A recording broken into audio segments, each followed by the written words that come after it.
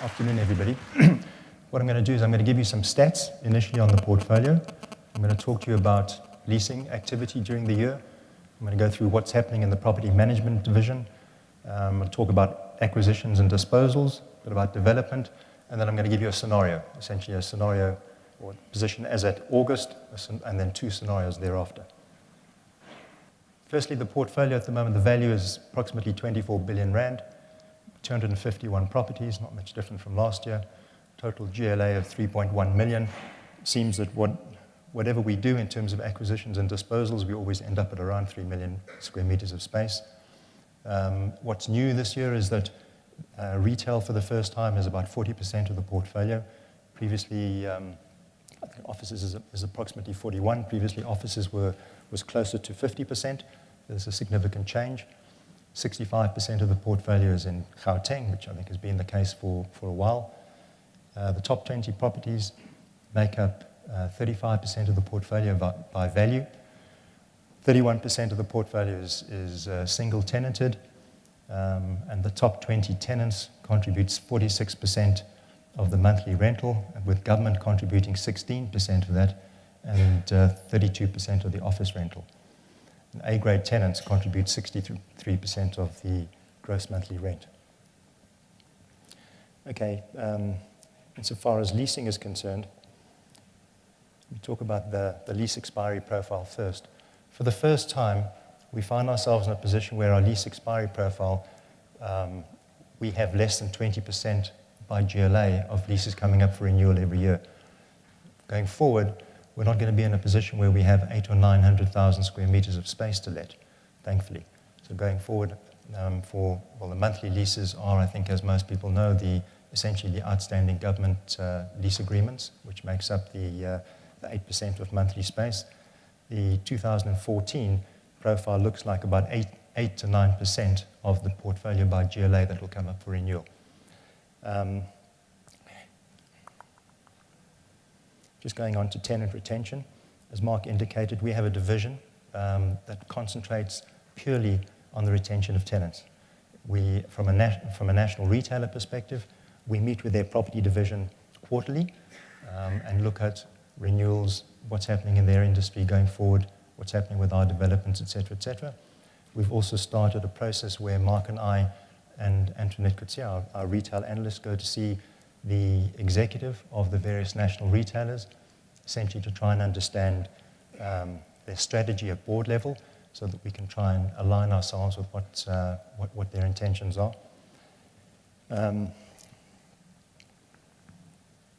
Just in terms of renewal growth for the year, overall the renewal reversion was 6%, with average escalations going forward of 8%. Offices and industrial were 5%, and retail 8%. Now, retail 8% essentially off the back of particularly good renewals on national retailers during the course of the year. Tenant vacancies. Vacancy is now down to 5.3%. Offices remains at 8.6%. Retail at 3.8% and industrial at 3.7%, but that's the lowest that we've had, I think at any point in time. Okay, property management. Retail skills. We have employed a number of retail skilled people to look at the portfolio. Obviously, as the bias moves towards the retail sector, we've significantly bulked up those skills. Tenant relationships, as I indicated before, we have a tenant retention program in place, and the focus is purely on tenant relationships throughout the portfolio. Cleaning and security. Essentially, cleaning and security for Redefine and Fountainhead amounts to about 150 million rand a year. And one of the things we're looking to do is to see whether we can either put a business together or partner with an existing business or businesses and look at how we can save costs. It's our gut feel that there's between 10 and 20% potential savings if it's managed in the way that we believe it should be. There are rebates, for example, from SETA when it comes to training of personnel. Of course, in our industry, one never sees the benefit of that. So it's that type of angle that we're looking at. We believe in the next certainly the 2015 year, we're looking for a 20 million saving for both businesses. Non-GLA income. Again, we've partnered with a company called Go Metis, who are experts looking at what is generally referred to as non-GLA income. So what they do is they look at media and advertising, digital, non-GLA areas such as kiosks, etc., sponsorships and parking. And the idea is so that we can maximize potential income from those areas. Electricity management. Redefine's holistic approach to energy savings includes the elimination of energy waste, implementation of energy efficiency initiatives, and the responsible introduction of renewable energy projects in an effort to optimize operating costs and reduce its environmental footprint. We've established a specialist in-house utilities management division, which will focus on the effective recovery of cost. The initial focus will be to upgrade efficient lighting across the portfolio. And whereas we've done this sort of thing in the past, it's been done perhaps on a fragmented basis, and we're now going to be focused through this division to take advantage of these areas. We're going to be installing occupancy sensors and timers, and installation of variable speed drives for HVAC systems. The effort so far will show a 7.4 million rand saving for this financial year, where we expect that to be increased significantly. Electricity recoveries have been insourced, and a full recovery is expected during the 2014 year. In addition, we've commissioned the installation of a solar power plant at Park Meadows in Johannesburg, and are investigating the possibility of a similar installation at Matlasana Mall, being developed out in the Matlasana district. Technology, this is Mark's favorite. We're in discussion with various service providers to install open access fiber to properties where appropriate.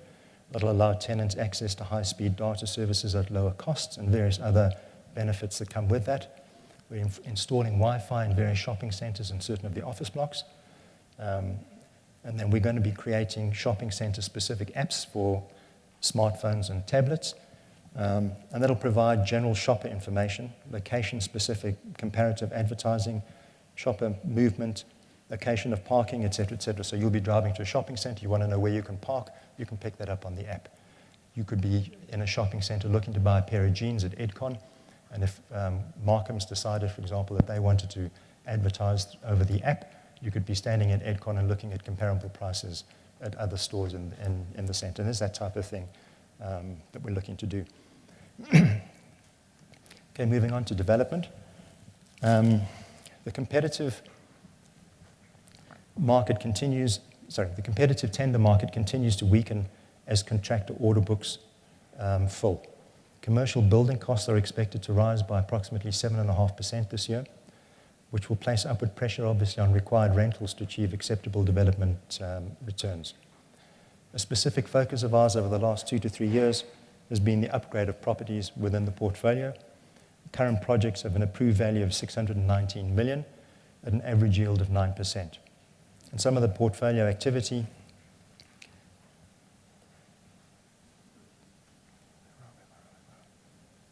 I'll come back to that, is in Gauteng, it's 190 Barbara Road in Isando, Premier Milling in Waterloo in Pretoria, in KwaZulu-Natal, Scottsville Mall, Essex Gardens and South Coast Mall. Interestingly, that, as you know, South Coast Mall, we acquired the other 50% from Hyprop during the course of last year. What we've managed to do is to agree with Food Lovers Market to come into the centre. We're negotiating with Dis-Chem and various others, and I think for the first time we'll probably be able to introduce a fashion element. Just again as an example, Essex Gardens was a B-grade office park. We've managed to convert 2 of the properties into A-grade. We've built a further property. We've added a parking deck, and we're working through the park essentially to convert to A-grade property. What we've managed to do is increase average rentals from about 85 Rand gross up to as much as 130. And then, commitment to new development, as Mark was saying earlier. with an approved value of 2.5 billion at an average yield of 8%, is presently in progress. I can just talk to you about those developments. 90 Grayston, I'm sure that those of you who drive through Sandton have seen it's out of the ground. I think it's now 4 or 5 stories out of the ground. Progressing well. We're on the short list for an international company to take up 50% of the property. We'll know mid-November where we stand. And then there are various other negotiations taking place. We didn't think that that interest would come about much before the last quarter of this year, and in fact, I've only arranged the initial broker launch for about 2 or 3 weeks' time, because we didn't think that there was any point in doing it sort of June, July, because we wouldn't get the interest that we were looking for. 90 Rivonia Road, I think you know, we're building approximately 35,000 square meters. 25 is for Weber Wenzel. It was a lengthy process that we went to win that project. In fact, I think that what set us aside there is the fact that we were able to get finance at much cheaper rates than what most of our competitors were able to. But again, I think that there's about 9,000 square meters here that will be let to alternate tenants, with Weber Wenzel's having right of first refusal to take up the space. We believe that they'll probably take up most of that before anybody else moves in. 190 Barbara Road is a warehouse that we're developing in Isando. This is a property we're doing on spec. It's about 16,000 square meters, 14.8 of warehousing and 1,200 of offices. A lot of interest. The building will be completed in mid-2014. We're quite confident that it'll be let before that.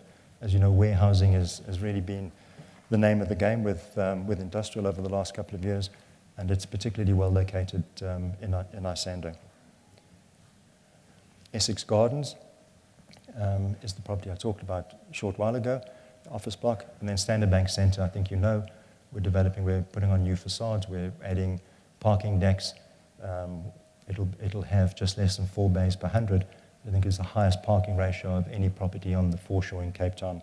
The major tenant will be Standard Bank. That deal has been done. They'll occupy about 20,000 square meters. The other tenants in the building are Telkom and the City of Cape Town Municipality. And then Matlosana Mall, again, due for opening October 2014. It's going particularly well. We're well let, I think well over 75%, mainly to nationals. We're comfortable that we'll be 100% let early in the new year. And again, it's a 1 billion rand project, initial yield at 8.25%. Okay, then if I can move on to acquisitions and disposals. The activity to August. Acquisitions for the period amounted to 1.3 billion at an average commencing yield of 7.2%. Significant property, as Mark indicated, was the East Rand Mall. Disposals amounted to 366 million, average yield of 10.8, essentially 12 properties in CBDs around the country, and in line with our strategy of moving away from this aged property. Post-August, Redefine has concluded agreements, subject obviously to the usual approvals, for the acquisition of properties for a total consideration of 3.4 billion, an initial yield of approximately 8%. Disposed of 5 properties for a total amount of 216 million at an average yield of 10.8%. Okay. The sectoral spread, what this essentially does is it sets out the position at August, the properties that we've acquired post-August, and the position then, and then if we take Fountainhead, the 62% as a see-through basis, what that value would convert to if we were looking at our portfolio, and then what happens once the developments that we're involved in are completed. So if you look at up until August, there'll be about 24 billion rands worth of property, and then afterwards we've acquired that list. I can start with Maponya Mall. We were fortunate enough to be able to partner Dr. Maponya going forward. We went through a closed tender process. We were fortunate that Mark and I went to meet with Dr. Maponya, and what we'd like to do, if you wouldn't mind, is to come up and maybe say a couple of words. Mr. Magwena, ladies and gentlemen, thank you very much for this opportunity of just having a few words with you. I must say this, that this day is the most exciting day for me, for having to come here to cement the relationship with Redefine. This day, to me, is like the day when Dr. Nelson Mandela cut the ribbon for Maponya Mall. First time when he cut the ribbon and declaring it open. It was the most exciting day for me. I would have liked to take you through my journey, but because of time constraint, I'm not going to do that. I will only make few remarks because I know we all are tired. We've been working very hard for the day, and we want to retire in time to go and have a rest because tomorrow is still a working day. First of all, I would like to thank my previous partners, Zenprop, for having been very bold and bullish when things were very, very difficult indeed, when Soweto was still red-lined as one of the most dangerous places to be in.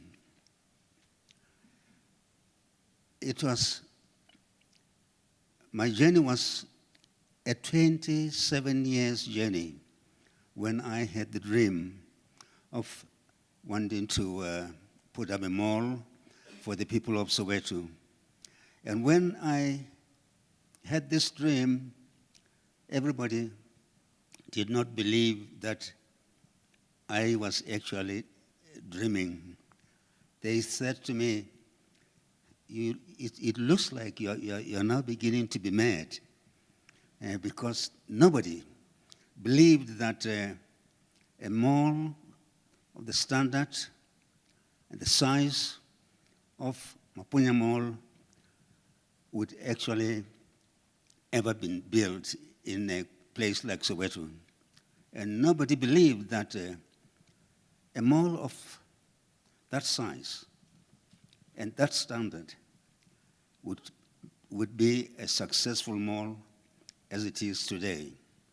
As you may all well know that last year, Maponya Mall was voted #1 in Gauteng, and nationally we were voted #2. Very, very, very close #2. I want to thank Zenprop for having very bullish, particularly Jonathan Bear, who was a great gentleman when all the banks promised me that they were keen to support me, but they just could never get into a decision to give me the money. I went to Investec, and Investec were very, very keen, and they said to me, this project looks to be very, very interesting indeed, and we would like to get involved in it. But when we look at your balance sheet, we believe that it is not strong enough. We want to introduce you to a company that can join hands with you so that you may realize your dreams. And then they introduced me to one of the company. When we spoke with them, we realized that they were only going to go with me until the project is bankable.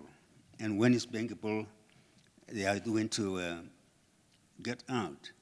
Then I said, I wouldn't like to get in bed with an organization that is going to sell so early.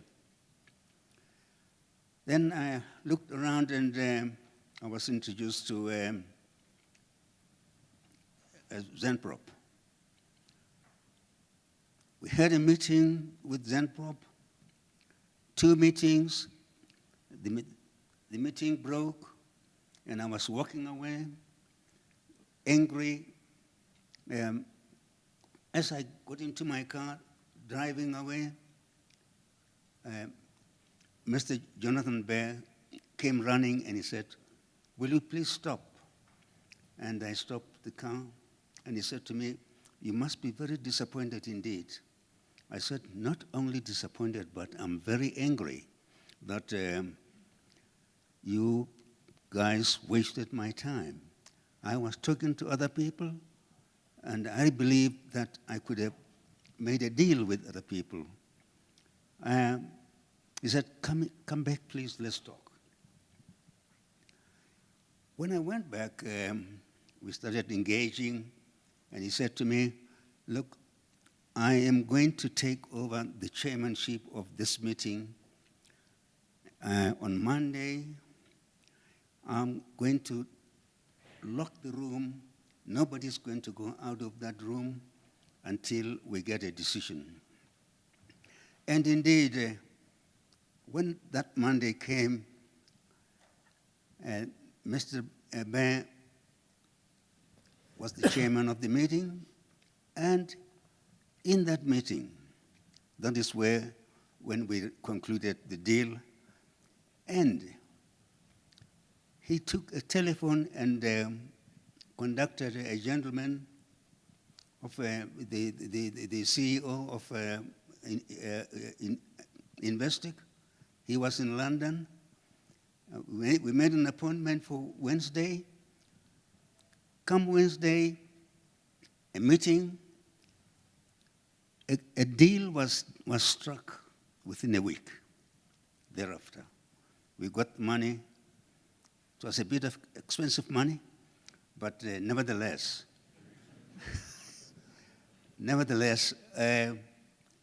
it really triggered the deal, because those days things were very, very difficult. It was during apartheid time when nobody would ever believe that a black person can be given money that can build a mall the size of Maponya Mall.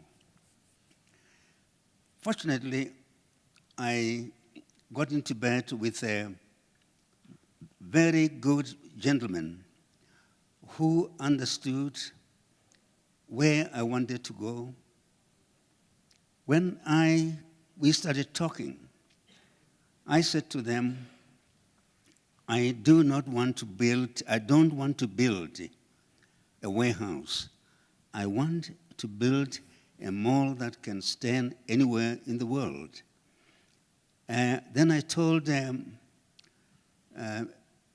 the architect about the mall that I saw in London. Then when I said that, he said, I know the mall. I actually can make a mall better than that one. And indeed, we sat down, and it was a draft after a draft until we arrived at putting up the mall, Maponya, it is now. It's an exciting mall. It's a mall that has been welcomed by the people, not only by the people of Soweto, but by the entire South African people. That mall is a mall that everybody who is black is proud of. And I'm very excited today to have the relationship with an organization like such as Redefine, because I know you are specialists in the field. I know in terms of your records that you are going to be wonderful friends, wonderful partners. Mark, thank you very much for visiting me. The day you visited me at my house, I knew that we were going to make a deal. We had quite a number of gentlemen who were coming in and out wanting to partner with me. But after having had a discussion with Mark, and I knew that this is my lifetime partner. And thank you very much for having visited me, because had you not do that, maybe I wouldn't have known you, and I wouldn't have made a decision to partner Redefine. Ladies and gentlemen, I am looking forward for a brighter future, and I am really looking forward for us growing the mall to its capacity, because at the present moment it's showing a wonderful growth, but I believe it can do much better than it's doing right now. And I believe it will, in fact, do better with Redefine management. Thank you so much indeed. Thank you very much indeed. Thanks, Dr. Thank you. Okay, going back to the properties that we've acquired since August. Next one is the Discovery property, previously owned by SICOM. We bought it in partnership with Zemprop. The intention, once Discovery move out, is to redevelop it. Design Quarter in Nickel Grove, which we acquired some time ago, but there have been certain town planning issues which have needed to be sorted out. And that now looks like it's going to happen shortly. We acquired the Ericsson's building in Woodmead that you see on the highway as you travel through to Pretoria.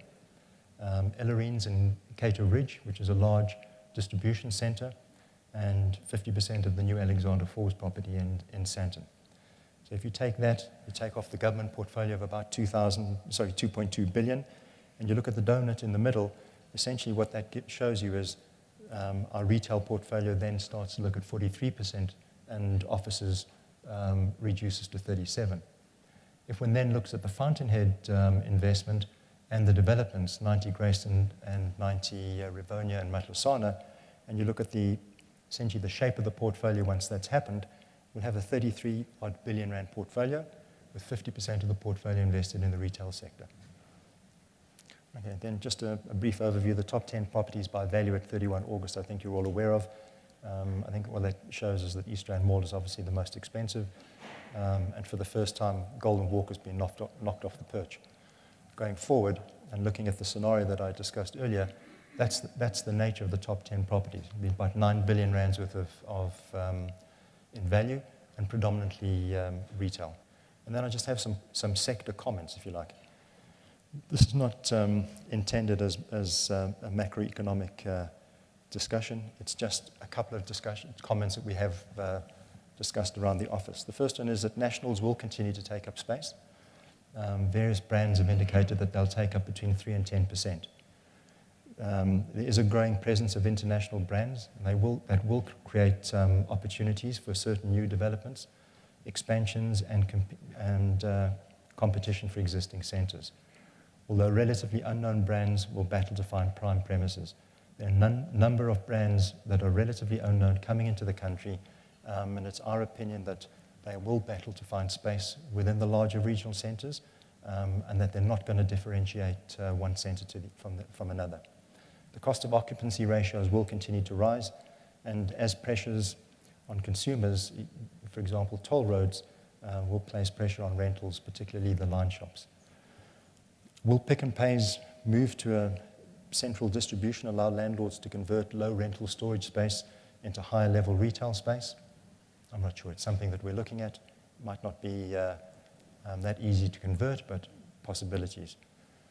Are certain retailers expanding too quickly? I'm going to mention the names, but there are certain retailers, in our opinion, who are necessary for certainly for new developments and for many existing. Our concern is logistics and whether they have the capacity to expand at the rate that they are. Non-prime high rent yielding space may come to the market as banks look to reduce their footprint. Essentially, we know what's happened is the banks tend to take non-prime space in centres. They pay high rentals. There's no question that they're looking to reduce their footprint across the board. And what's going to happen with that high-yielding rented space? The longevity of content-driven categories, cinemas, books, music, etc. It's our opinion that the days of cinemas being a draw in most shopping centres are over. We've met with New Metro and Stir, and it's interesting that they're quite happy that for most of the year they have 15 people at any cinema showing. Their business model is based around what they call blockbusters. Now, that's all well and good for them, and that may be profitable for them, but it doesn't support fast food or food outlets that are essentially set up around cinema. So that we think is going to be a problem coming this year. And then just a question, what future furniture stores in certain centres? Then going into offices, just some comments really about Sandton. Premium and A-grade space has been the best performing segments during the year. However, we're concerned there will be a further increase in vacancy levels across all sectors. New development is on the rise, mainly tenant-driven, with fierce competition for corporate tenants. And the name of the game is really musical chairs. There are no new tenants coming into the marketplace. There are tenants moving. The professional companies are expanding, and that's pretty much it. If you look at large pockets of space that people are vacating for Ernst & Young, for example, Weber Wenzel, they're leaving pockets of space in what would previously have been seen as A-grade space. That space is not going to be let easily. It's going to place pressure on A-grade rentals, and we see that as a distinct problem coming forward. The major development activity is really Sandton-driven and driven by the relocation of corporates, and remains the strongest office node in the country. Our speculative development at 90 Grayson is shortlisted by an international company, as I mentioned earlier, as the building is now more visible. If you go back 3-4 years, the redefined investment in Sandton was probably about 100 million. Once all the developments have been completed, it'll be 3.4 billion rand. And typically, to get an 8% initial yield on a premium grade office building in Sandton with delivery late 2015, you're going to need rentals approximating 200 rand a square meter gross. And then just a couple of points on industrial. Vacancies are reduced to 2008 levels. There remains a shortage of premium warehousing, particularly with good transport linkages, greater stacking heights and small office components. This demand has obviously been influenced by logistic companies, international and local retailers. Redefines industrial exposure as 5 billion, with 80% being warehousing and high-grade or high-tech property. The majority of our 38,000 square meters of vacant space in the industrial sector is light manufacturing and standard units. It's 26,000 square meters. It's our intention to continue selling the obsolete industrial properties, and we have acquired a large tract of land in an area called Cornubia, which is north of Umhlanga, which will allow us to develop industrial space of approximately 85,000 square meters. Thanks very much.